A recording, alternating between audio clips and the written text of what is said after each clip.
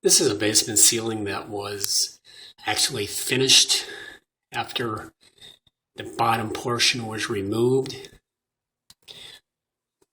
This is on one side of the home. What you see here is our zone dampers up within this cover.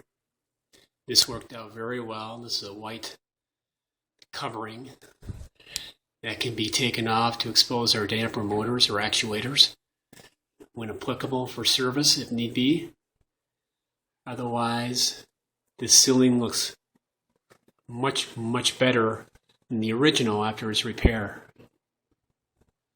This entire ceiling was cut open to install brand new, clean ductwork that provided optimum airflow. The old ductwork was incapacitated, lacking airflow, and very dirty. This ductwork had to be cleaned every year. Most of it was never cleaned. We removed and discarded the old ductwork and installed brand new ductwork with zoning on the upper, main, and lower levels of this home for airflow and temperature control. This worked out very nicely. If you have airflow problems,